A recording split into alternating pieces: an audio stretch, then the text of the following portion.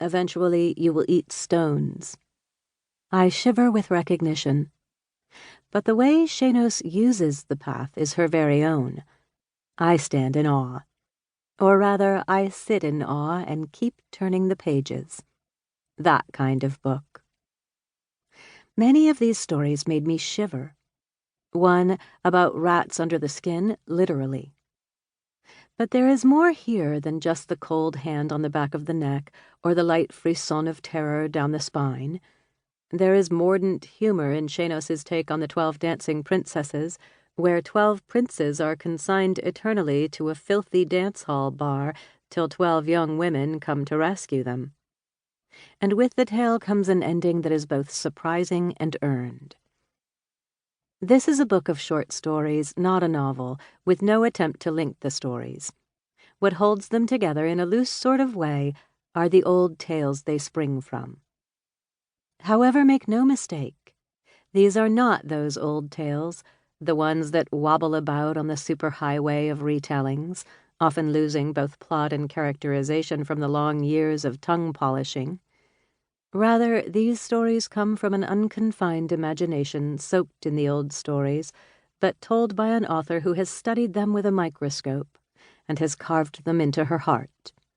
She has also developed along the way a critical understanding that to make their mark in this century, the characters need real agency, not just chance meetings with old ladies in the woods, not just a kind fox or rabbit or wolf to show them the way. As a modern storyteller knows, Schanoes also understands she must crack the stories open like a nut on Christmas morning. She has to bite the head off the Haman cookie to reveal the real flesh beneath. Her tales have a pace, a language that is bitter, sharp, even ragged and raw at times. Her characters are often the same.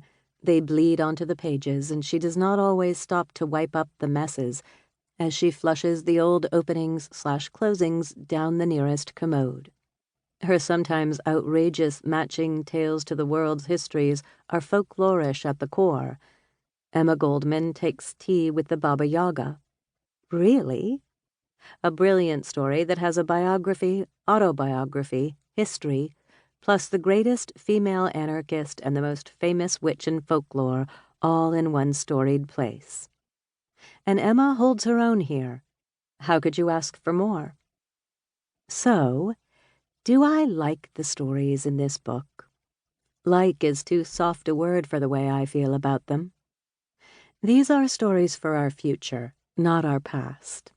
I can't wait to reread them. They read as if they were composed on the guillotine of that fairy tale opening once upon a time, when such storytellers gained either the king's patronage or were swung from his gibbet as an enemy, a spy, a wizard, or a witch. At the same time, Schanoes has carved a different, difficult path.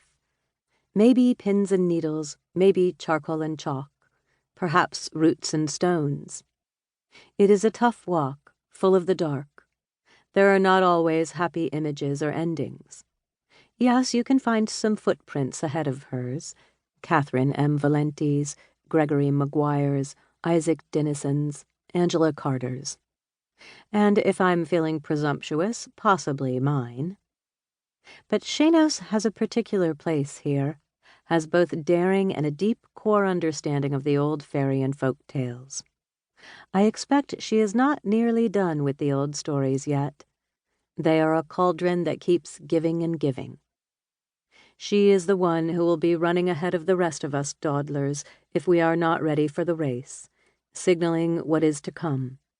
Or, as she writes in the Emma Goldman story, truth can be told in any number of ways. It is all a matter of emphasis, of voice. I have not lied about anything yet. Watch out for that yet. She is warning us what is still to come. Not a leap off the path of needles and pins, or perhaps we all need to make that leap together. The Grimms and their cohorts may have seeded many of these stories, but Judaism, Marxism, feminism, and 21st century pop cultural biases have plowed these fields as well. The next generation of fairy tale scholars will have a field day with her stories.